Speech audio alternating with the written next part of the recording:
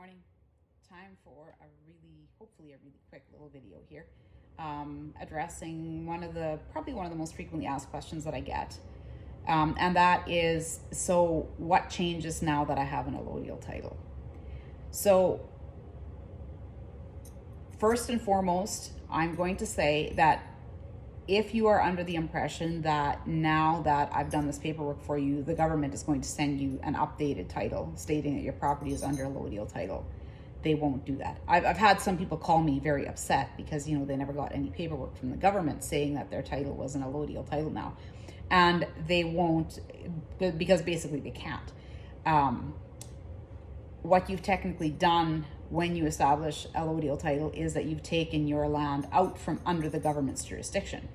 But as we know, over the last 4 years, probably much longer, but most of us really started becoming aware of it in the last 4 years, the government does not like to relinquish its control.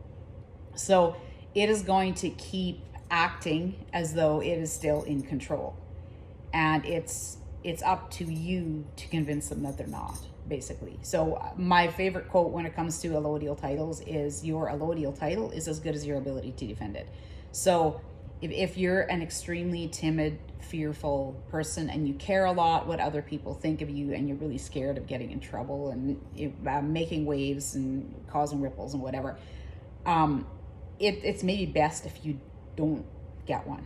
I'm trying to say that as kindly as possible, but I've done some the processes for some very timid people, and then I've had them call me up, and they call me sometimes a couple of times a week, and what about this, and what about that, and what shall I do if this happens? And you can tell they're very fearful, and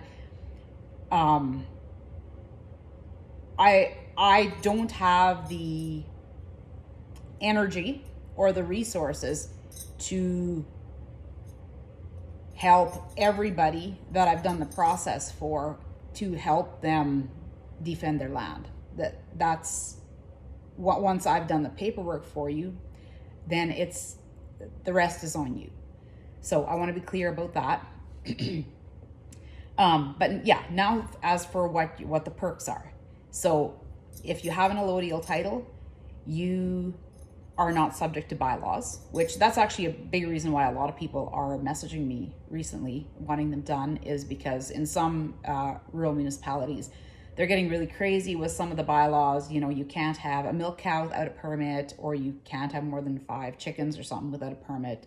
And building permits are crazy. And I don't know, I heard one guy had to tear his barn down because it wasn't built to spec, and they're getting stricter and stricter.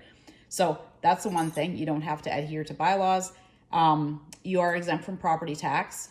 There again, your rural municipality will need to be educated. They're not going to just automatically, know now that you have an allodial title, and they'll still try to send you your tax notice, but you are exempt from property tax. Another advantage is, in the event of foreclosure, the bank cannot take your land. They can take your movable assets, but they cannot cross your property line to come get them. So that's a good one. Another thing is, when you have an allodial title, then anybody who is like a government agent or an agent of the Crown, bailiffs, RCMP officers, sheriffs, anyone from the CRA, whatever, they do need to require your permission to cross your property line. And yeah, so the means of expropriation that our government has planned for us, if you go on, my husband is very, very well researched. If you go on the website and read up on Agenda 21 and Agenda 2030, they've mapped out the whole rural area, what is now rural areas. They've marked that out as all going back to wildlands, and all of us rural dwellers will be moved into smart cities. So that's, and the way they're not going to just, roll in here one day with a big truck and start loading us all in the back and taking us off our land.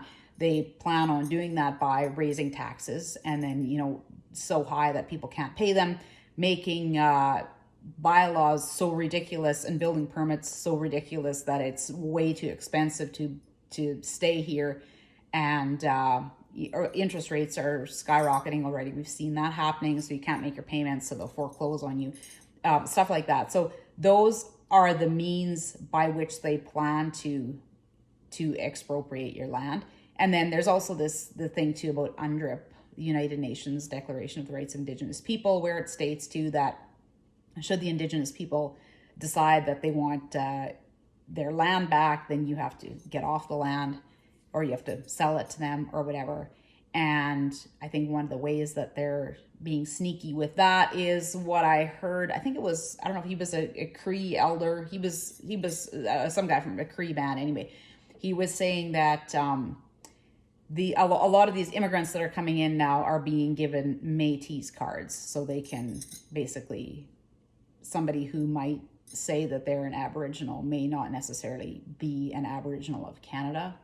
So they've just been given a Métis card when they got here. So I think that's another way that they plan on trying to be sneaky about the whole thing. But yeah, so basically those are your rights.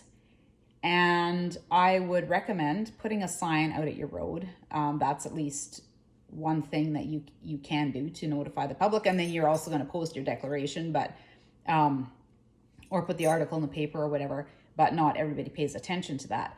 So I recommend, once you have the allodial title, and this I send a little bit of an instruction sheet every time I do the paperwork for people, kind of recommending what they do once this is done. And so, yeah, I would send a letter to your local RCMP detachment, letting them know that your property is now sovereign land, and they have to call before coming on.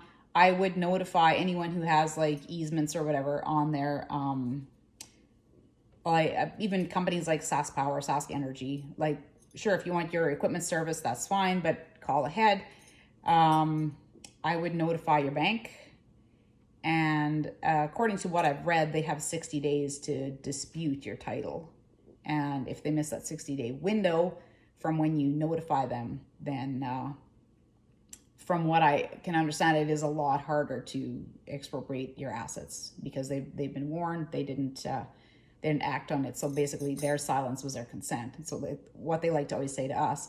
So, and yeah, I think that's probably all the people that we notified. Oh yeah. And the rural municipality, we sent them a notice too. So, yeah, those are basically your rights with one. And yeah, I wish everybody much courage. And the biggest thing I would like to encourage people is don't live in fear. Just don't. It's like when you live in fear, you attract those low vibrational forces into your life. So just go forth with courage.